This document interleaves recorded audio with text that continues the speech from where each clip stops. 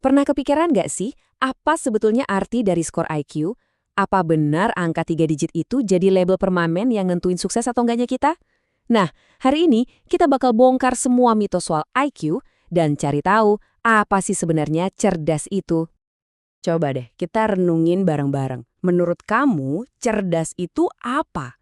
Apa harus jago matematika, punya ingatan yang kuat banget, atau justru pinter ngebaca perasaan orang lain? Jawaban kamu bisa jadi macam-macam, dan dari situlah kita akan mulai penelusuran kita kali ini. Oke, kita mulai dari yang paling umum dulu ya. Miskonsepsi nomor 1. Banyak banget yang ngira IQ itu singkatan dari Intelligent Quality atau kualitas kecerdasan. Kedengarannya logis kan? Seolah-olah itu tuh stempel permanen yang ngukur seberapa pintar kita.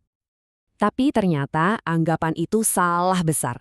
Dan justru kesalahpahaman inilah yang sering banget ngebatasin potensi diri kita sendiri. Nah, yang benar itu IQ singkatan dari Intelligence Quotient. Kata kuncinya di sini adalah quotient, yang artinya itu hasil bagi.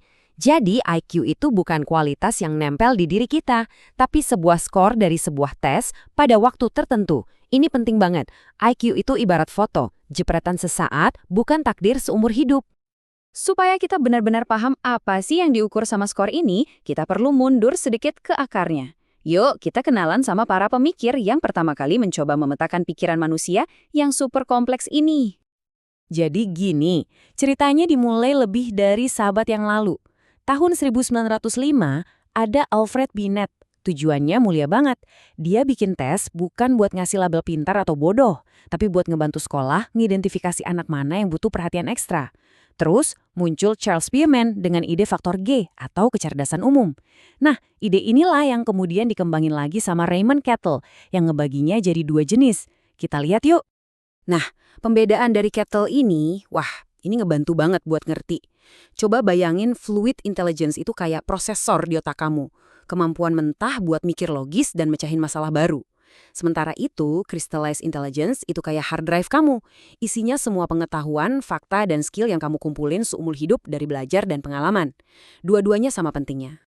Jadi, gimana caranya para psikolog ini ngukur sesuatu yang nggak kelihatan kayak kecerdasan?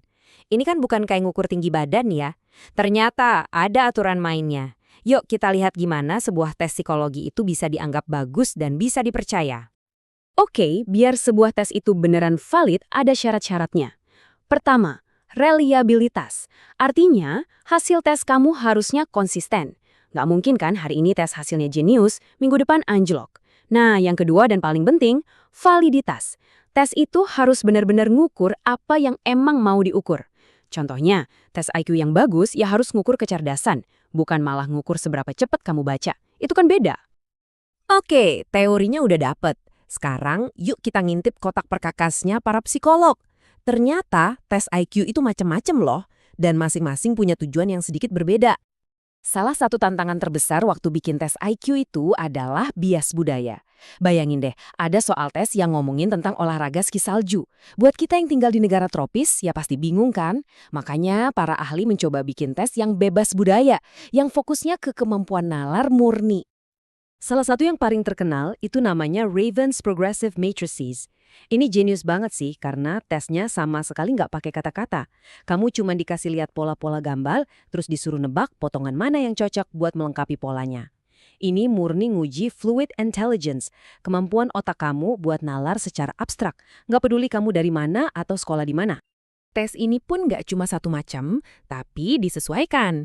Ada yang versi berwarna buat anak-anak biar lebih seru, ada versi standar buat remaja dan dewasa, bahkan ada versi advance buat yang emang kecerdasannya di atas rata-rata. Ini nunjukin kalau pengukuran itu harus pas buat setiap orang. Selain Ravens, ada lagi yang namanya CFIT atau Culture Fair Intelligence Test. Tujuannya sama persis, mencoba nangkep kemampuan berpikir murni tanpa keganggu sama bahasa atau latar belakang budaya. Yang menarik, tes ini sengaja nggak nguji ingatan. Kenapa? Biar benar-benar misahin mana kemampuan nalar, mana kemampuan ngapalin.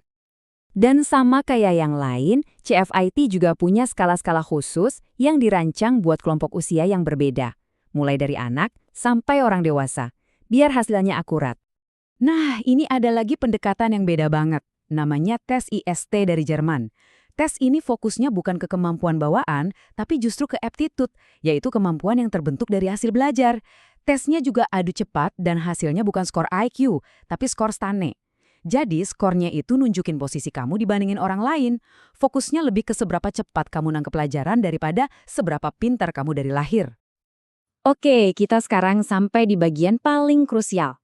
Mitos terbesar yang mungkin udah kita dengar seumur hidup, apa benar kalau skor IQ tinggi itu artinya tiket emas menuju kesuksesan udah di tangan? Jawabannya singkat, padat, dan jelas. Salah besar. Mikir kalau IQ itu satu-satunya penentu sukses, itu nggak cuma keliru, tapi juga bahaya. Itu sama aja kayak kita ngabain faktor-faktor lain yang sama pentingnya, atau bahkan jauh lebih penting. Coba deh kita lihat gambarannya. IQ kita, kecerdasan kognitif itu, ternyata porsinya cuma segini nih, sekitar 15% dari total faktor kesuksesan. Bagian yang jauh lebih gede justru diisi sama hal-hal kayak kecerdasan emosional, kemampuan kita ngelola emosi dan empati sama orang. Terus ada motivasi dan kegigihan, seberapa kuat kita buat bangkit lagi waktu gagal. Inilah fondasi sukses yang sebenarnya. Dan ini pesan yang paling penting dari semua ini. Punya IQ rata-rata itu bukan akhir dari segalanya. Justru sebaliknya.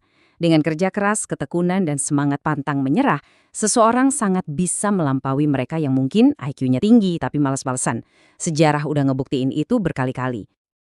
Oke, jadi setelah kita bongkar pasang semua ini, apa nih intinya yang perlu kita bawa pulang? Yuk kita rangkum poin-poin kuncinya.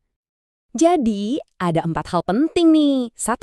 Ingat ya, IQ itu skor, bukan stempel identitas. 2. Kecerdasan itu ada 2 sisi, kemampuan buat mecahin masalah garu dan gudang pengetahuan kita. 3. Tes yang bagus itu selalu berusaha adil. Dan yang paling pamungkas, IQ itu bukan takdir. Sukses itu jauh lebih kompleks, dipengaruhi emosi, motivasi, dan lingkungan kita. Jadi, kita balik lagi ke pertanyaan awal, tapi dengan kacamata baru. Kalau kecerdasan itu lebih dari sekedar angka di kertas, pertanyaannya sekarang buat kita semua adalah, gimana cara kamu akan mengukur potensi sejati yang ada di dalam diri kamu? Apa sih ukuran sukses versi kamu sendiri? Terima kasih sudah menyimak.